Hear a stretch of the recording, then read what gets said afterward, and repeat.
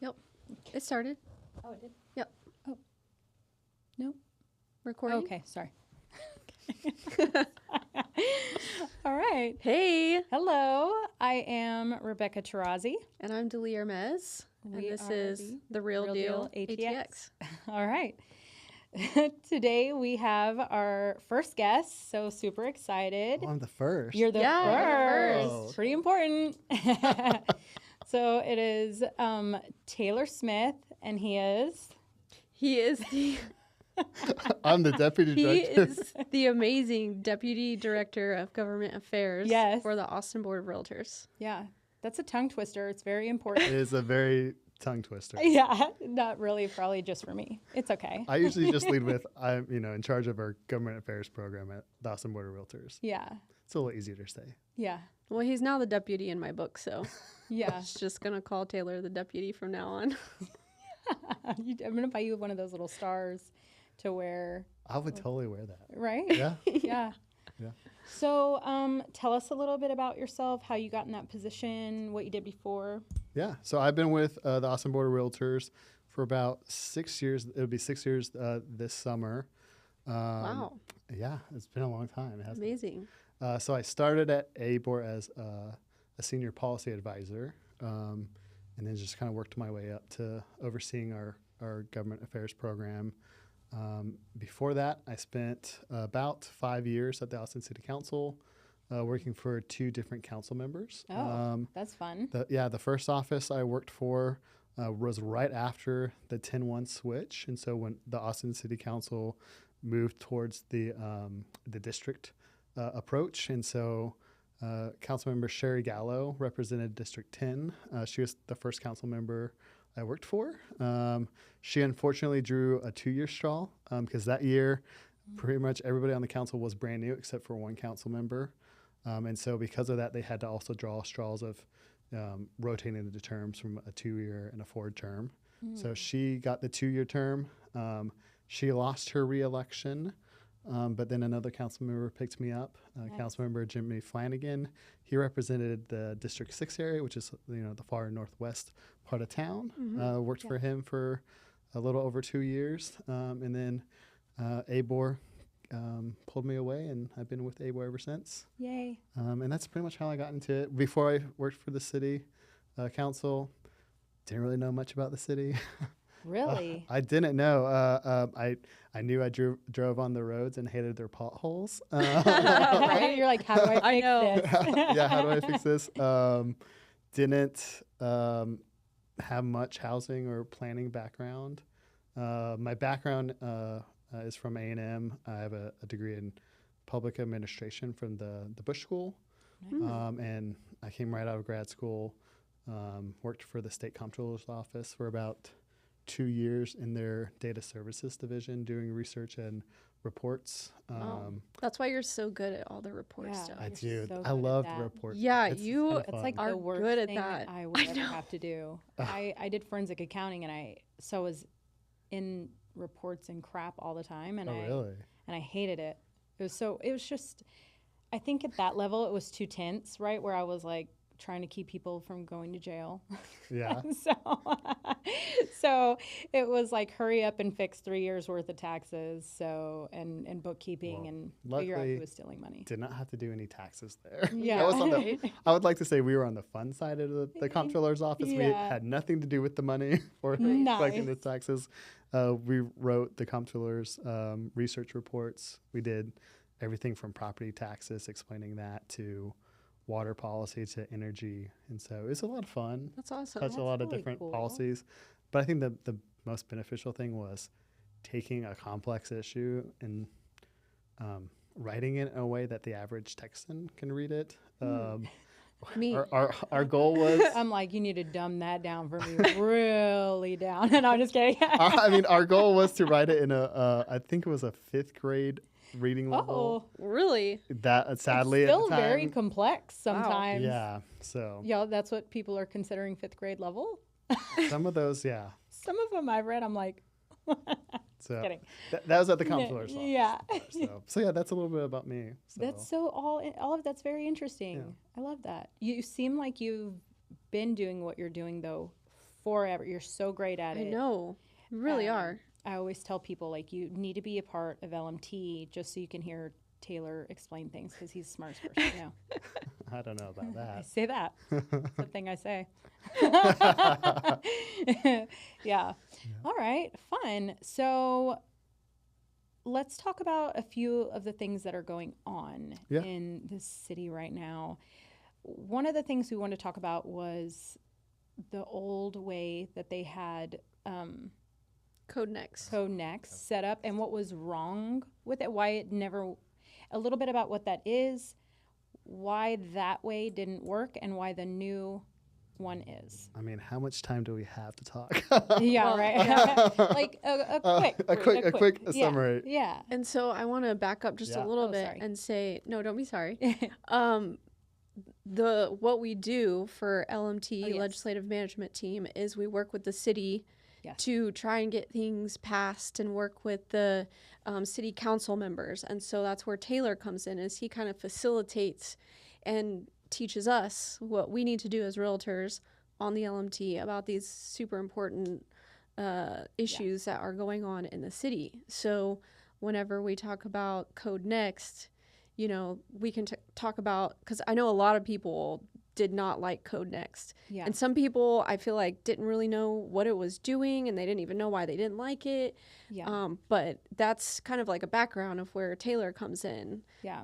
So Yeah, I mean, I would say it's more of a partnership on Yeah. LMT with us and Yeah. staff. A lot of feedback from realtors and what's That's- happening in the yeah. streets. Mhm. And then y'all take that Yeah. and make it pretty and presentable so that we can discuss it with Yes, yeah, the and city. and like Deleigh, like you said, you know, the legislative management team at the Austin Board of Realtors is really kind of the lead volunteer group, kind of the advocacy groups on the ground, kind of like we talk about, that helps then provide, you know, direction on all of our policy initiatives. Right. And so getting the feedback from you guys as practitioners is key and vital for us. right. Because I've never sold a home, you know. Uh-huh. I finally bought a home, but Yeah, I know. uh, Congrats. thanks. Yeah. Would never want to go be a realtor. No offense. The stuff you have to put up with, and so just learning from you guys then helps us help, you know, council members inform kind of their policy making process, and so that's, like you said, is the role of the legislative management team. Kind of getting back to your question about Code Next, a little history. Council, before the 10-1 shift. Can you explain yeah. what the 10-1 shift is? Oh, great question. Yeah. So before the city of Austin had a council, and all their council members were elected citywide, and so you could, you know, run it. You could live in any part of the city, and you could run for a seat that was open. Okay. And we still had a mayor that was also elected citywide, but Austin, probably now 15 years ago or so, changed kind of its form of government Okay. in the sense that it went to district representation. Got it. And that was through a charter amendment that the public voted on and approved, and it created what is known as the 10-1 system. And so we have 10 council districts. Each of them are elected and represented by an elected official, a council member, and then we have one mayor that's elected citywide. So that's the 10-1 system. Got it. I think that's way better. It's a lot better. It's you know, representation for each area of town, ensuring that they have representation. I've been told, and this is before my time, but I've been told that, you know, in the past, before we switched to the 10-1 system, some council members, you know, you would have like 3 that were pretty much in the same area, or even sometimes the same neighborhood. And so And each area is so different. So Yeah. different. So And so different. there's some of them are so far away from each other. Yeah. You know. So that's how we ended up with the 10-1 system. But before we switched to the 10-1 system, the old prior council had adopted what was called Imagine Austin. It's the comprehensive kind of guiding document, planning document for the city that outlines what we want Austin to look like in the future. Right. And then as part of that, once they adopted that, they started with, at that time was called Code Next, which was a process to kind of overhaul and rewrite our land development code Nice. in the city. And the land development code, as you both know, simply regulates how you build properties and structures in the city. So basically how tall you can build a building, how much impervious cover you need, where you can build a residential house, Right. stuff like that. And so the goal of Code Next originally was to rewrite our land development code to support Imagine Austin. Gotcha. Our current land development code is now probably 41 years old. It's over 40 Right. years old. Yeah, it hadn't was- changed in so long. And Yeah. it needed to be updated up to date with Yeah. the growth of the city. Yeah, and so it was very outdated. It was a very complex patchwork of code amendments that had been adopted over the years, and it just was very complex. And so the goal of that was to update that, bring it in alignment with the goals of Imagine Austin, and that's what started Code Next. But at that time, council shifted into the 10-1 system. Council was really energized behind this Code Next process. But of course, there were also some naysayers in the community Right. that were fearful of what Code Next was going to do for their particular property. Some of that fear is definitely valid, and some of that fear I think was caused by other individuals in the Right. community that might not have been completely Informed. informed. And a lot of the changes, the old and the new that are being presented, won't affect probably the people that are worried about it because your HOA supersedes it, right? Yes, and that was another complexity. Yes, a lot of the city, particularly the newer parts of the city, also have deed restrictions or HOA guidelines that Right. also are an added layer to what you can do with your property. Right. And those deed restrictions supersede zoning laws Okay. and land use. And so, the city could say you could build, let's say 2 stories, but if you have a deed restriction that says you can only build 1 story, Right. your limitation is that deed restriction. Now, of course, your neighbors have to enforce it. So Right. your neighbors would have to sue you Yeah. to prevent you from doing that Yeah. 2 stories. But there are definitely neighborhoods in Austin that will do that. Yeah. So, For Yeah. sure. so it was just added all that complexities. And Right. so that was a process that even when I was there for the 5 years that we worked on, at one point we ended Code Next because it was just so controversial. There were also elections coming up, and so nobody wanted to People run. didn't want to. Yeah. Yeah. So we ended the Not process, and then once the election passed, we restarted it. We didn't brand it at all. It was the rewrite of the land development code. Tried to keep it simple. Also, that's harder to put on a bumper sticker or a yard sign. Right. Yeah. Yeah. And then we went through that process again, and again, council got to the second and third reading of that. To adopt changes to land development code, you have to go through several readings of the ordinance. It's established by state law so that the public has the right to inform that decision-making process and have public hearings. And council voted on it twice. They were going to vote on the third reading. It got stalled in the courts. There was a lawsuit filed, and so ultimately, what the city and the council had worked on got nullified because the courts struck it down and said that we didn't follow the correct process, Really? and so that threw everything out. Wow. I didn't realize that. Yeah. Yeah. And so then, of course, we had a whole nother election. And that was about 2 years ago, 2 or 3 years ago. That's when Mayor Watson was coming into office as well. Right. And that council had, more, what I would say, pro-housing, pro-people that want to make change. Right. And I hate, He's fantastic. yeah, and I hate to use the term pro-housing because I truly believe most council members are pro-housing. Right. Yes. It's just how they approach the housing is Yeah. different, And so, but there was more will on council to actually do something about the housing affordability crisis. Again, we're coming out of the pandemic during that Right. time. Yeah. Housing prices were through the roof.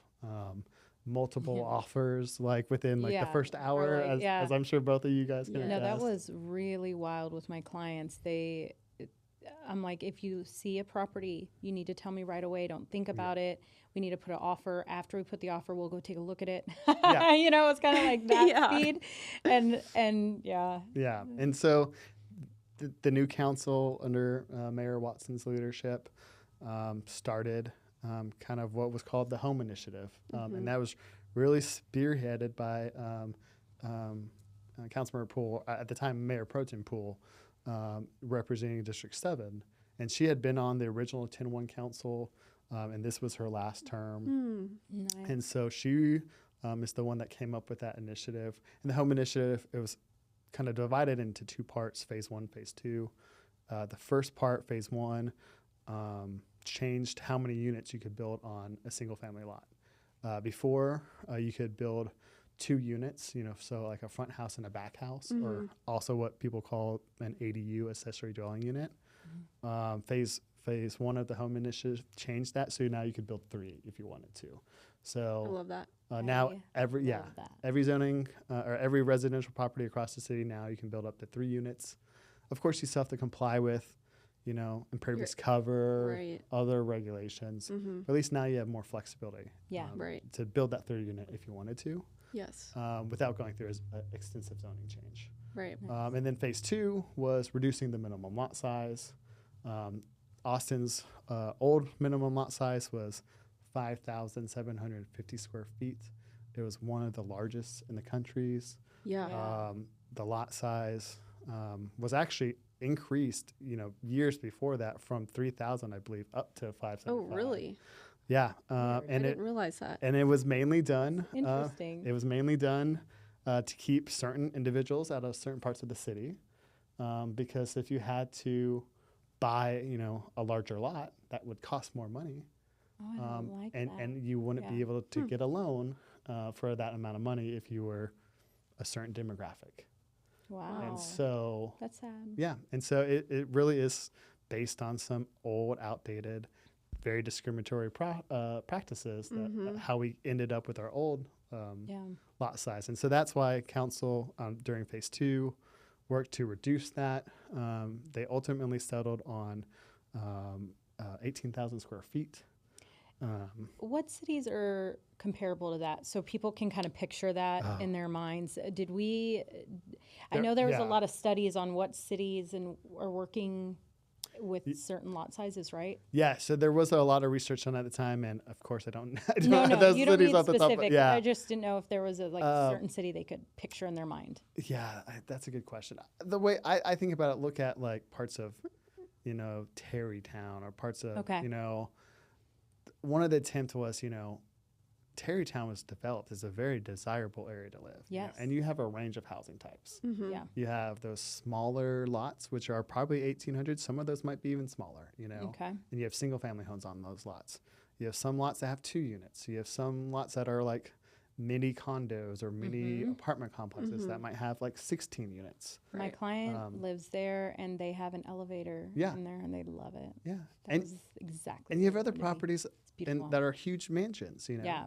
And so you have this the variety of housing types in Yeah. Tarrytown. And so that was the goal I think the Home Initiative was to allow a more diverse set of housing that is Right. hopefully also a smaller Yeah. housing, so that it's more affordable, more attainable to Right. the average Austinite. Yeah. So I feel like that's kind of like River Oaks in Houston because they have, it's one of the, most desirable areas in Houston, and they have the same setup. They have like mansions that are huge Yeah. on half acre, and then they have really nice apartments or condos or, several unit row homes. yeah. Like they've kind of got it all in there to no matter like what bracket you're in, you can still live Yeah. in a nice area. Yeah, and so that's kind of how we got to the home initiatives.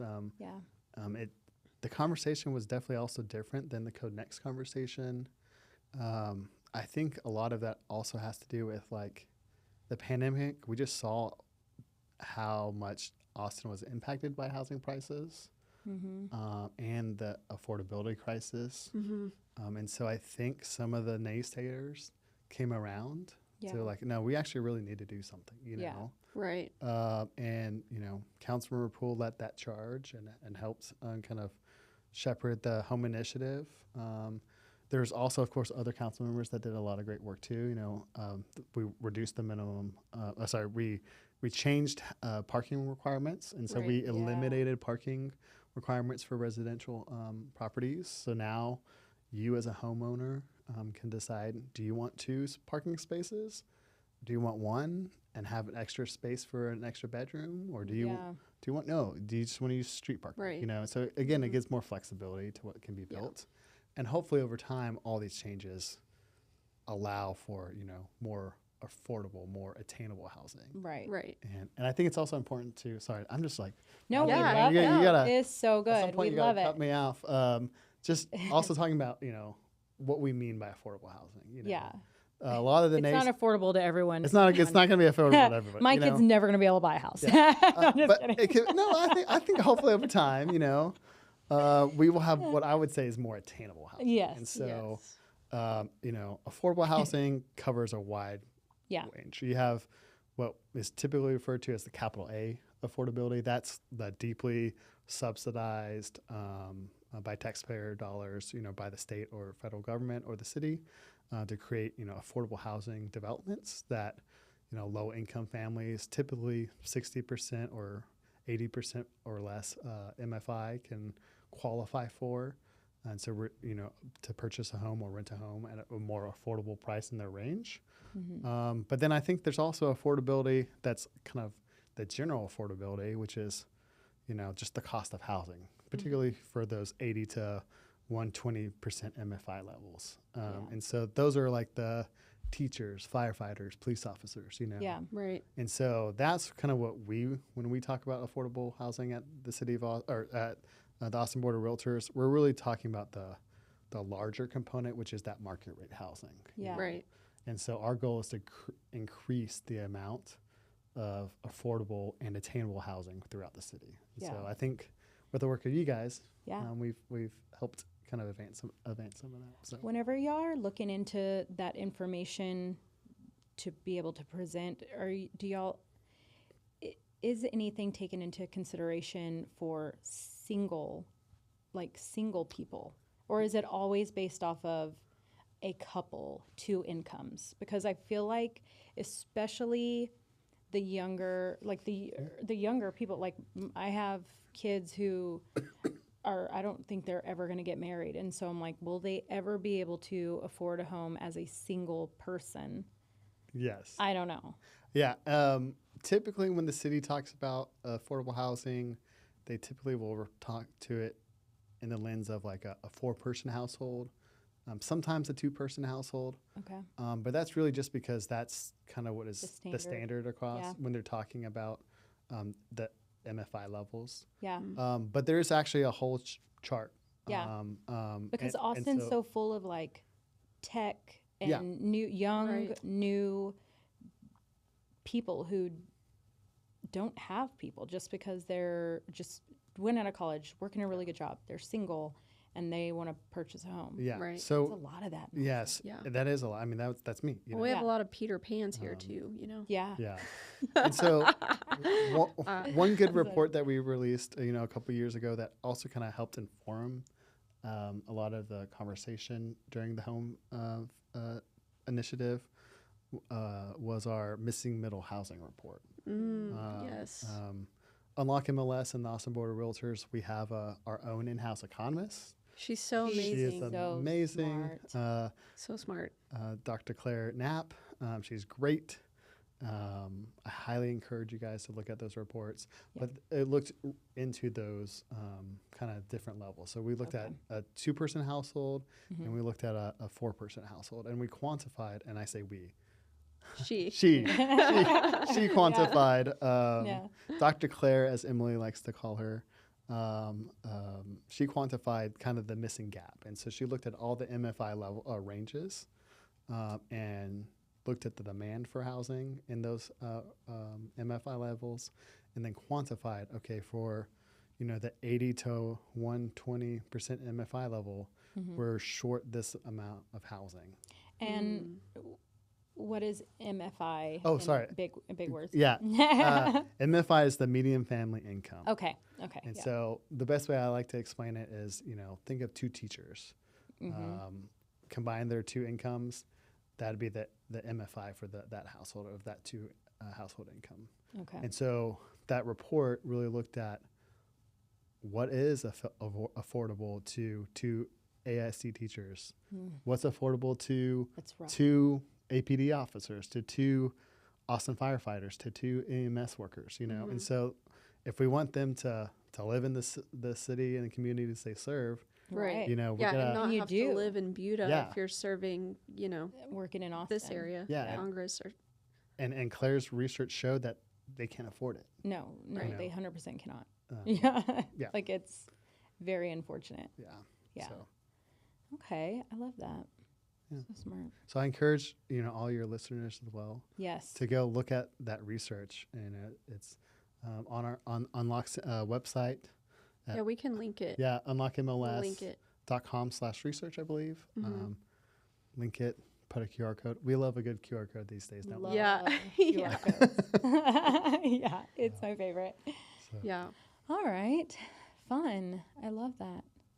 So what is so we do a lot of tree pack events. We have some of those coming up. The biggest thing coming up, I feel like, is March 26th, Realtor Day at the Capitol. So all the realtors around the whole state of Texas come to Austin. So it's crazy that all of our Austin realtors aren't always there.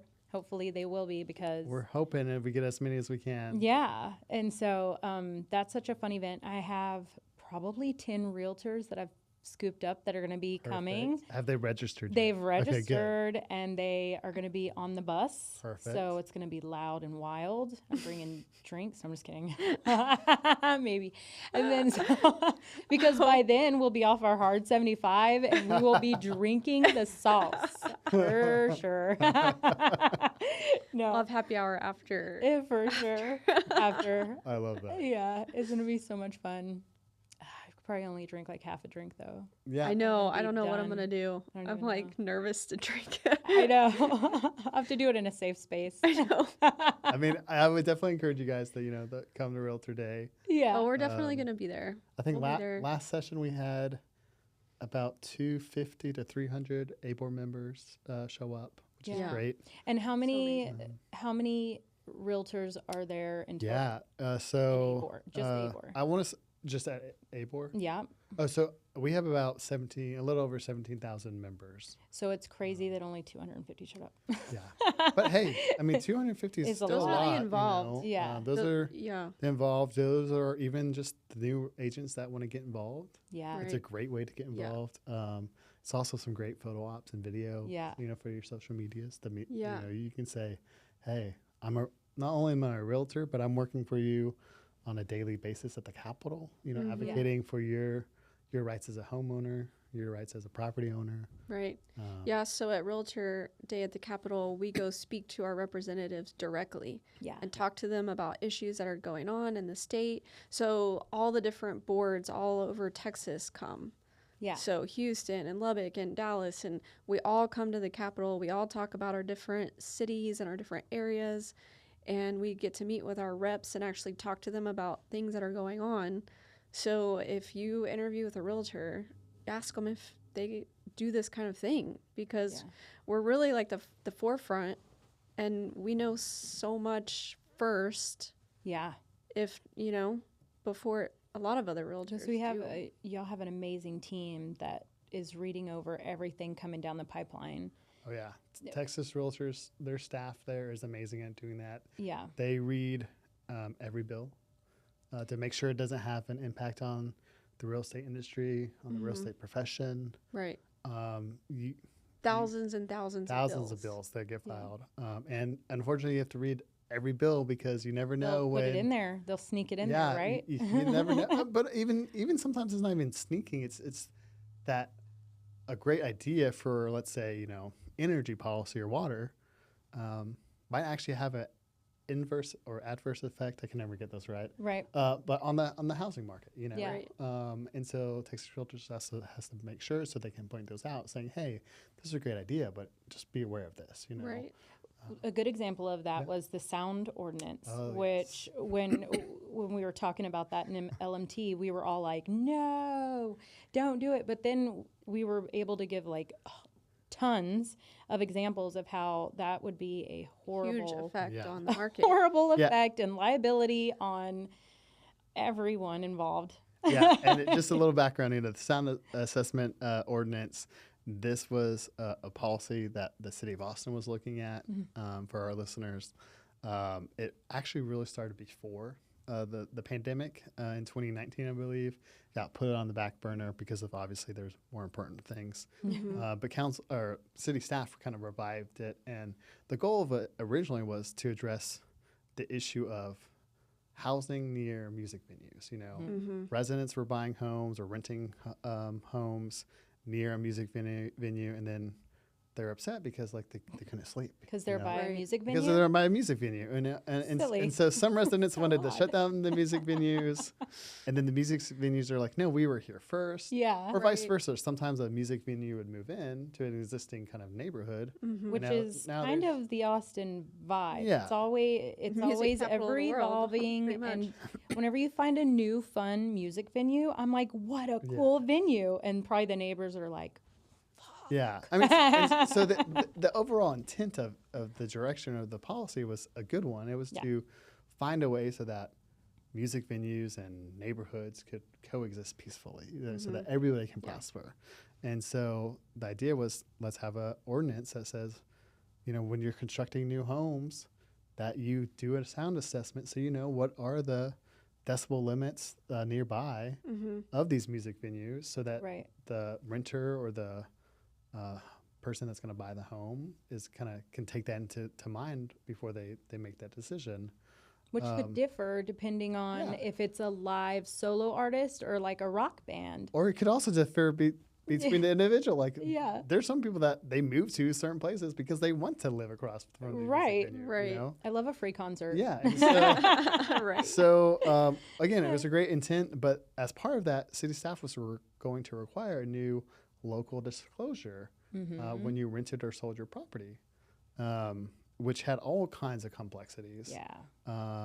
Typically, disclosures, as you guys know, are regulated at the state level, not at the local level. And so it would create a different document here in the city of Austin that if you're a realtor that only works in the city of Austin every once in a while, you might not be aware of this disclosure. And you might go through an entire transaction and then find out, you know, afterwards that, oh, I guess I was supposed to do this disclosure, which creates more liability for you as a member or as an agent, creates liability for your client.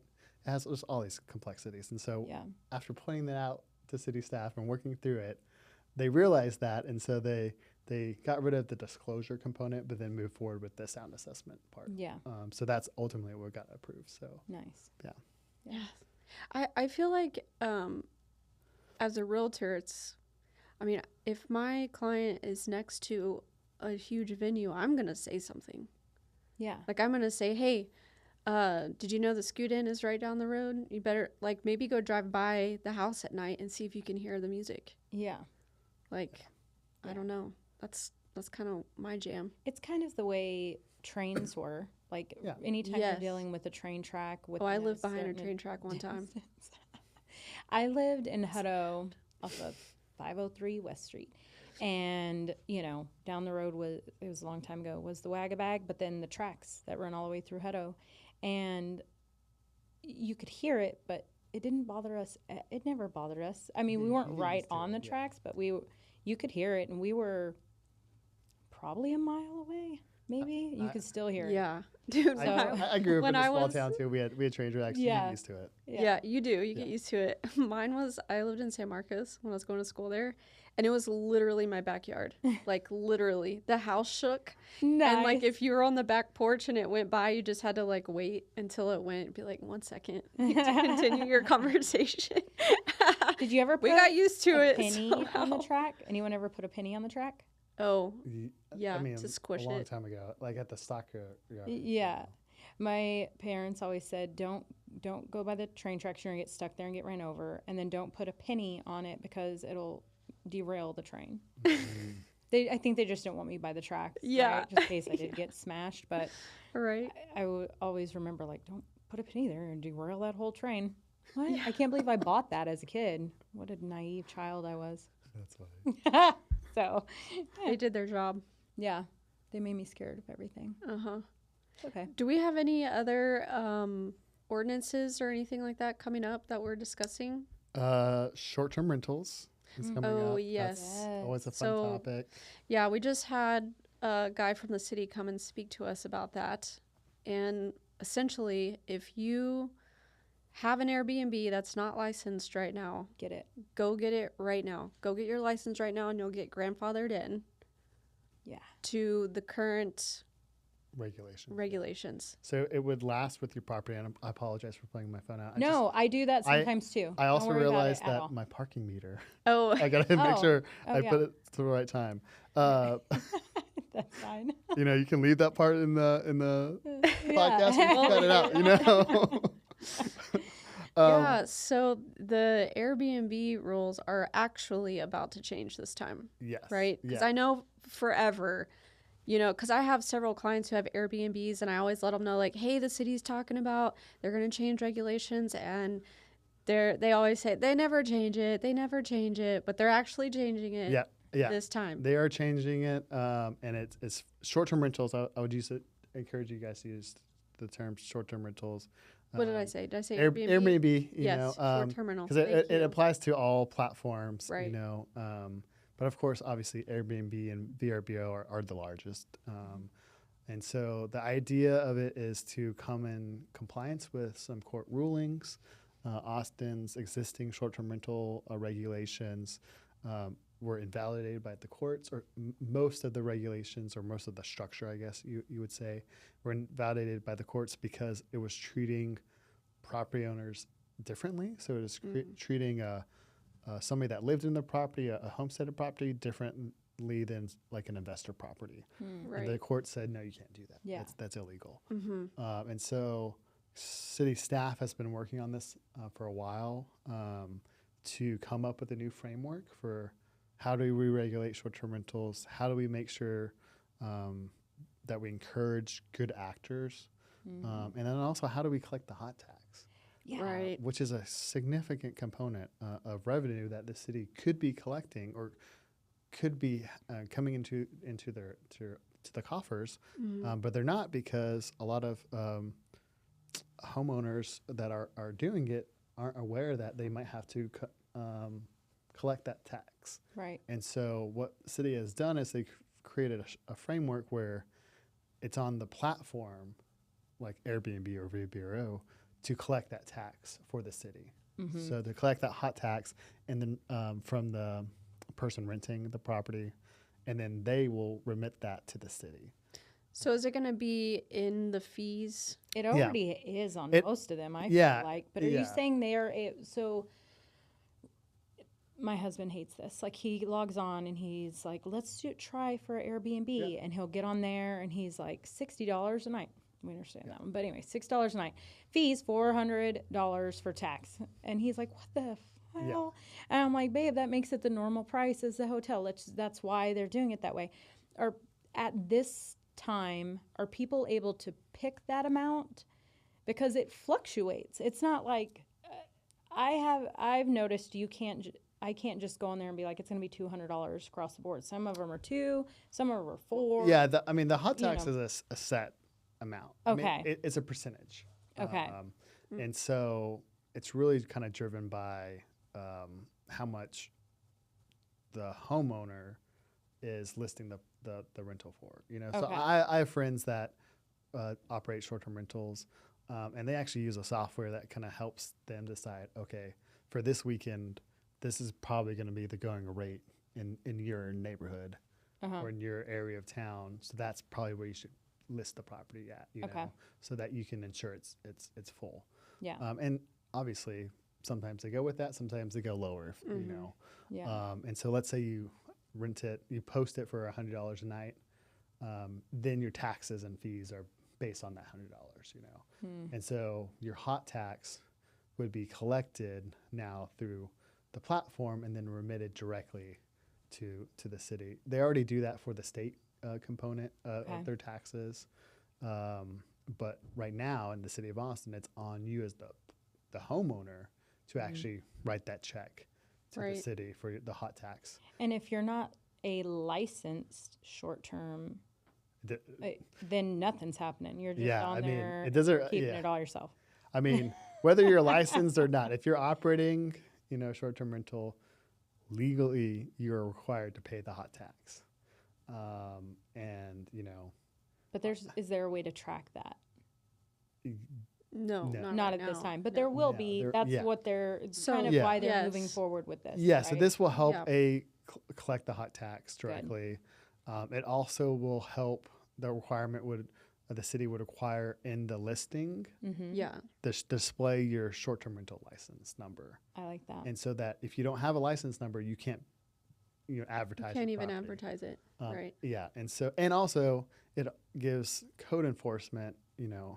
If they keep hearing this bad actor, So if Deleigh's renting her property and you're her neighbor, and all of her tenants are always throwing those 2 a.m. parties, loud parties, you can call Deleigh's property in and say, hey, this is the 5th weekend in the row. Oh, and you're opening the door to the and Karens. then and then the code department can go investigate and say, you know what, you're right. That is a valid complaint. Deleigh, you gotta come in compliance with the sound ordinances and stuff. If not, then we're gonna call, Airbnb or VRBO, whoever you use, and get you delisted so you can't even advertise your property. That's a little tricky because you can't always, as the property owner, you can't always know if you're renting to a wild party or not. True. But there are regulations, right? Like, aren't you supposed to own certain size properties are only supposed to have a certain amount of people stay in them? Those actually no. No. The occupancy limits, I believe, also got taken out by the courts. I'd have to double check that. There will be some types of, I believe, limit, but it's based on the building code, not the occupancy limit. So the building code, just like whether you rented out the property for a long-term or short-term, that guidelines how many people can sleep in the residence. And it's based on building. That's what you were talking about that day. Didn't you say it was in one of the meetings where people were? That was another situation. Yeah, that's but it ultimately comes back to basically bedroom count. So I want to say the rule is something like two individuals per bedroom. And then I think you get some allowances for the living room and stuff like that. Okay. Right. Yeah. And that's still kind a lot of people for most properties. Most properties. 3-bedroom, that's. But again, it's creating a system where it treats long-term properties, whether you own it or rent it long-term, with short-term rentals. So it's leveling the playing field for everybody, And so those short-term rental changes most likely will be voted on the 27th of February. Again, it creates a really good framework, we believe. There were a few issues that we had to work through with city staff and council offices, particularly with LLCs. So, if you own a property and it's in an LLC, originally they weren't going to allow you to get a permit license. Why wouldn't they do that? That seems like even more of a reason. Well, they were trying to stop big companies from coming in and buying up a whole street. Right. Which I love. Yeah. But we were able to explain to them a lot of people have trusts. Yep. And, it's more people. And they wanted it to be one owner. We were like, well, if you're a trust, you're married. What if it's siblings? Yeah. What if you inherited it from your parents in a trust? So many scenarios. And I have lots of clients that are like that where that wasn't going to be fair. Yeah. And so, again, because of the knowledge that you guys bring to the table on the legislative management team, we were able to work with staff to explain that to them. And then, they worked it out and fixed the ordinance. And so we still have one little issue with it. There's a 1,000-foot rule that just says that That's what I was just about to bring up. That you couldn't operate two short-term rentals within 1,000 feet of each other. Again, the intent of that is to make sure that we don't have entire streets turning into short-term rentals all owned by the same individual. But the issue is, well, what if I owned a duplex? What if I own a property that has a front house and a back house? Which is what we're trying to do with multiple homes. And a lot. So, we heard from some of our members that they have clients that, have bought a duplex for an investment, and they want the flexibility to rent both sides out as either long-term or short-term. And we also have members that have clients that live in the front house and have an ADU in the back house. Right. And sometimes they rent out the back house as short-term rentals. And then sometimes they rent out both the front house and the back house. Or swap. Stay in the small one, let the bigger one have a bigger. Right. During like ACL and South by, you wouldn't be allowed to rent out both units. Right. And so we're trying to get them to change that. I hope they do. We'll see. It's going to be just one of those. I know we were talking to Council Member Lane. Yeah. From District 6 just recently, and I was telling her, we understand saying within 1,000 feet of your lot. Yeah. Like if you own this entire lot and you have up to 3 properties on there, technically, hopefully you could do all 3 of them. Or 2 of them, as long as it was on your lot, but not have this lot, this lot, this lot, this lot. Yeah. Right. Is that how they're kind of wording that, or hoping maybe? Right. Yeah. Right now it's per unit, so you could have 2 units on the same lot, and if they're within 1,000 feet of each other, you couldn't do short-term rentals for both. Right. The goal would be so you could do that. Yeah. I think we'll have to compromise. If you have a property and you have 3 units on it that you own, I think that's maybe where we give a little bit, because now that most likely is an investor, and so Deleigh, I'm assuming you don't have plans to live on a property and have 3 units and then you live in the front house and rent out the back 2 as short-term rentals. Most people aren't going to probably do that. Right.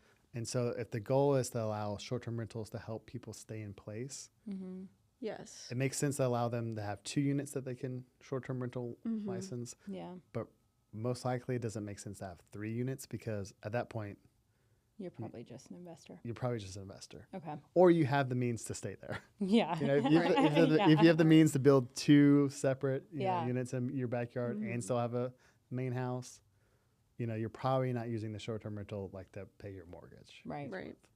So, yeah, that's true. So the goal is again to keep the housing for Austin residents but also still allow a vibrant short-term rental market across the city, because people like to travel differently. Yeah. I like to stay in a short-term rental sometimes. Sometimes I like to stay in a hotel. It just depends. Yeah. Usually it comes down to what's cheapest, but Yeah. Same. Yeah, I know, me too. I'm like, always those taxes and fees on those Airbnbs really get me. Yeah. My husband refuses to do it. Really? I feel like they've gone down a lot too. Normally we're looking in Fredericksburg, and that's probably why, but it's always pretty high, it seems. Yeah. I don't know. We probably play same for the hotel. I just feel like short-term rentals are kind of on a decline.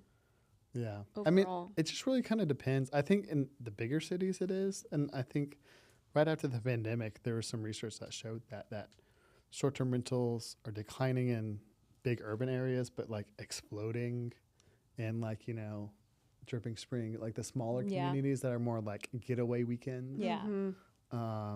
So it kind of just depends. Right. I mean, there's always going to be a need for short-term rentals, because it's not even just for tourists. You have traveling nurses that will stay in short-term rentals.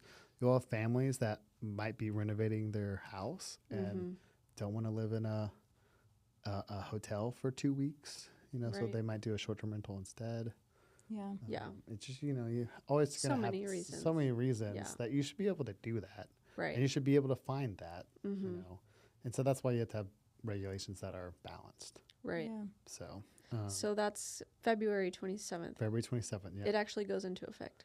No, that's when council will discuss it and most likely vote on it.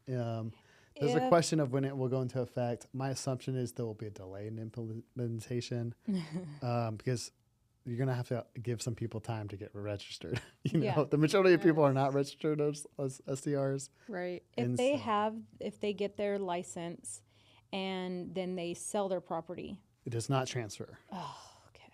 So. Dang it. Right. It's an annual renewal you have to go through. Yeah. If you have a short-term rental license today. Yeah.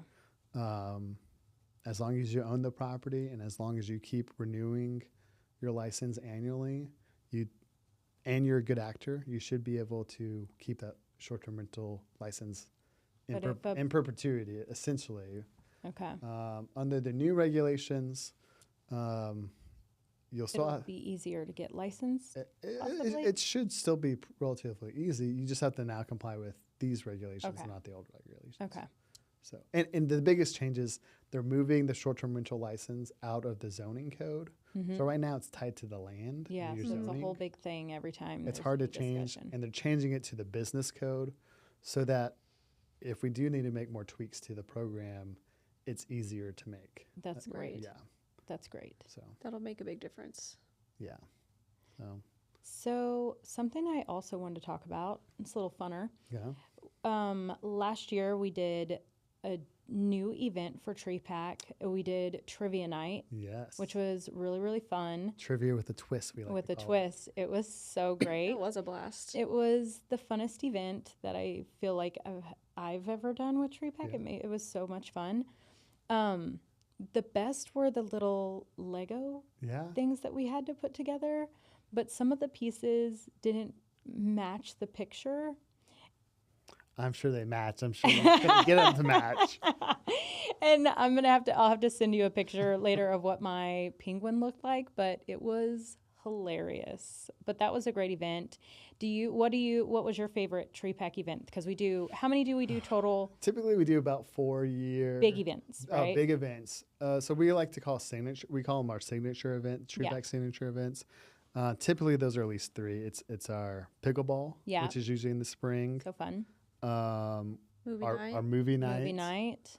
Typically it's a premiere movie night. Last year, because of the writer's strike, we didn't have a premiere to do, so we did a throwback to Back to the Future. Yeah. Which that was good. Yeah, it was still fun. We just missed the reception. We heard loud and clear that our members like to have a reception before that's coming back. I'll just say that I did not ever want that to go away. No.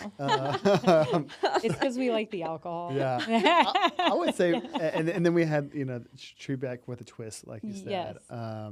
I would say my favorite Tree Pack fundraiser is probably movie night. Yeah. I actually invite my friends to movie night, and so I buy their ticket usually. Yeah. And that's how I complete my Tree Pack investment every year. Yeah. And it's just a great way. It's also kind of cool to say, oh, I'm going to a premiere of this movie. Yeah. Right. So this year it's Mission Impossible 6 7 or 8 or 8. I don't know. Whatever. It's up there. Yeah, it's up there. Is that yeah, what we chose? did. Yeah. Okay. How did I miss that? That was last year when we decided towards the You end were of the there. year. You were there, probably. You were chairing. My You bad. were Yeah. probably You were like you were busy. there. you were like, or do we all vote yes? You said all the things. You're probably focusing on Yeah, you were on busy. the voting law You were busy rule or running whatever. the meeting.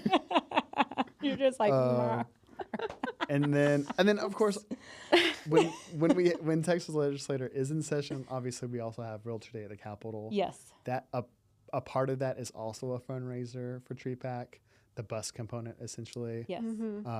So that is also to me that's more of a hybrid event because it's advocacy and Tree Pack. Yeah. Right. Obviously Tree Pack supports all of our advocacy efforts. Yeah. And so I love that one too. Yeah. We're trying something new this year. We're doing these small happy hours, or we call them meetups. Meetups. Some people don't like the term happy hour. But it's so happy. It's during that time frame, so it's a meetup. Our next one, or actually it'll be our first Tree Pack event of the year, is next Thursday the 27th. Is it already the end of February? Yeah. Yes. And so that will be our first Tree Pack event. So I encourage you guys to join us for a drink there. Yes. Your ticket is a Tree Pack investment.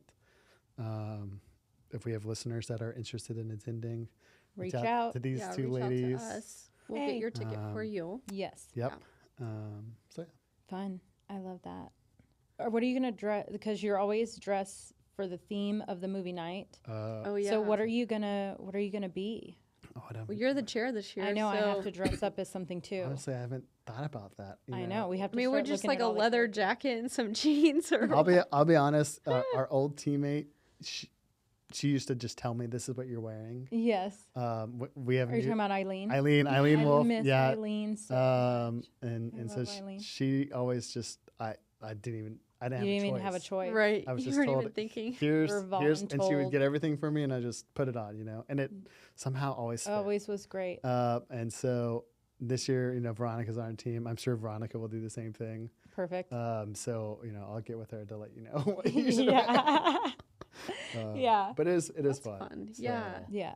That is super fun. So. Yeah. What else? I mean, that's really it. Do you have any pets? A little more about Taylor. What do you like? Come up with you a like lot this week. Nice walks on the beach. What are you, looking for? Just kidding. I'm laughing because I swear I've been talking about pets like the past 2 weeks with friends. Yeah. They keep asking like, "Are you getting a pet?" I'm like, "Now that you have a house," I'm like, "I don't know. Like, I want maybe a fish. I mean, I'd probably kill a fish. I kill a fish every time. I've killed. I keep my kids alive. I have no idea. Snake plants, apparently the easiest plant to keep alive. I've killed 3 of them in my lifetime. Oh my god. Yeah, I can't keep plants alive either. Yeah, I really want a dog. Oh, what kind? If you had to get your favorite type of dog, what would it be? Oh man, it'd probably either be like a chocolate lab or a blue healer. Oh, blue healers are smart. They're Labs so are kind of smart. dumb. They'll chew the shit out of your new house. I just want something cuddly and fun. Aww. Something I can take to the park. Something, that attracts people. Something They're like, that attracts "Who's that people. nice Yes. guy with that sweet dog." Yeah. But I also like the freedom of like being able to go anywhere at any time and not have to arrange for, Yeah, my dog is at pet sitter. doggy daycare right now. Yeah. Because she's a spoiled little bitch. But she did make me a freaking Valentine, so she can do whatever she wants. It's the cutest little thing. Aww. It's like a little board like this, and it has like L and then her paw print and then VE and then Cute. Magnolia across it. When I brought that home, my husband is like, "You're stupid.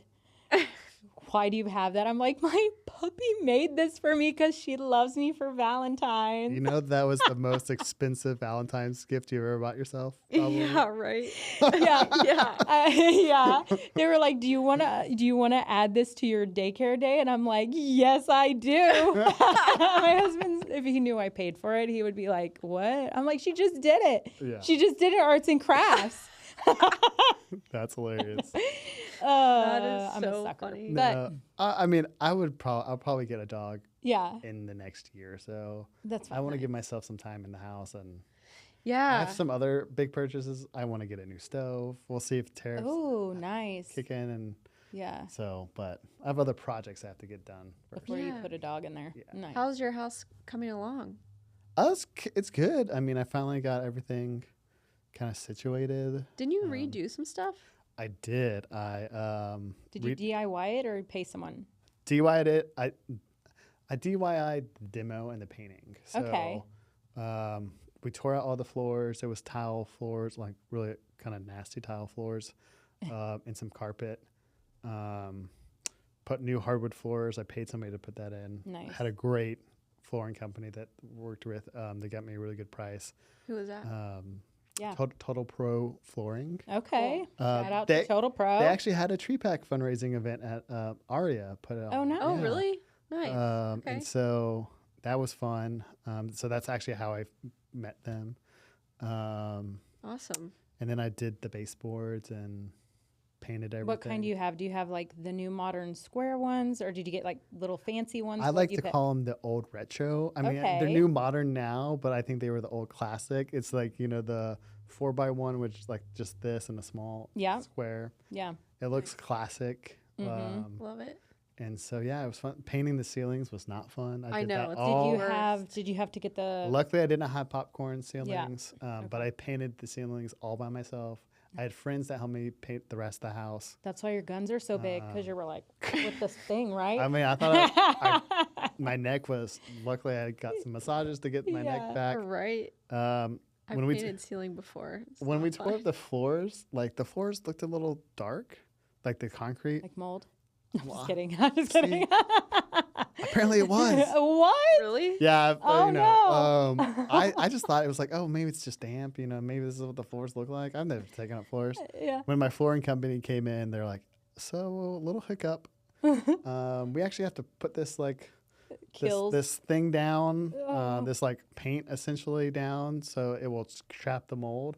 I'm like, oh, so that was They mold? couldn't like scrape it? No, you can't mess with it. You're not supposed to do it. You can't touch it. Well, I thought that was asceptos. No, you're not supposed to touch I that know you're not either. supposed to touch that. And Luckily that's it was popcorn. Yeah, luckily it was not asbestos. But no, yeah. So they took care of it. It only cost like a little extra, you know. $7,000. Wow, I didn't. No, it was like $100 or something. You know, for them to. The biggest thing, it took them an extra day because they had to let it dry. Let it dry. Right. Yeah. But at least it got taken care of. And Did they test it before they, like after they let it dry? Did they test it to confirm it was sealed? Yeah, I mean, I don't think you have to test it. Okay. I don't have no clue. Okay. But, you know, I was just told we need to put this down and you need to pay a little extra money. I was You're like, great. okay. I was like, oh, how am I going to tell my friends that I had painting that? Yeah. Oh, I might have exposed you to a little mold, you know? Don't tell them. Yeah. I told we'll him. bleep that out. I told him. Hey, I was like, hey, this is why I got an umbrella policy. There you go. I love that. Yeah. Well, Exciting. our time is almost up. So thank you so much for being our first guest. It was great. And we love you so much. Yeah. I didn't realize I was going to be your first guest. Yeah. I'm excited. Okay. Yeah. So we work with Taylor all the time, and you just make our lives so much easier, and you're such You a make great us person, sound so much and- smarter. Oh, well, you make me sound smart. Smell smart. I Smell- love that. Okay. We can leave that in the bloopers, I guess. But no, it's fun working with you guys. Hopefully, you guys will invite me back at some point. Yeah. Yes. Yeah, I'm sure Love there's that. going to be Yeah. some awesome. I thing feel like come up after that we need to go to really DC, discuss. I think it'd be Oh. really fun, and we Yeah. can do fun DC stories, not so some like informative, but really just how much fun we have there, because it's one of my funnest trips. I love to watch like the old realtors at the club drop it like it's hot. Yeah. They do. Isn't it crazy? Anyway, we'll talk about it more after this next one, but it was very interesting to see. It's my first trip. Yeah. It was interesting to see. Yeah. I'm like, how are they still going? Anyway, I know. We'll talk So, about, yeah. Yeah, like we have Realtor Day at the Capitol. We have basically Realtor Day at In DC. Hill visits, yeah. It's like a So, week visits, long. yeah, of week long, fun and so information. I'm tired after that conference, though. I know. It's fun, but it's a lot. No, It's a because it's lot. like 8 a.m. till 1 a.m., 8 a.m. till 1 a.m. And so that's what I'm saying. When I see like the 70-year-old realtors popping up, and I I'm know. just like, what are they doing? How are they out? I'm like, I'm so To tired. keep, like, how many B12 shots did they take to keep them more energized than myself? Give me whatever you got, because it's exhausting. Yeah, it is. Yeah, we but learn it's a lot. so fun. We learn a lot. Yeah. So Yeah, awesome. awesome. All right. Yeah. Well, until next time Yes. on the Real Deal ATX. Thanks, guys. Was that okay?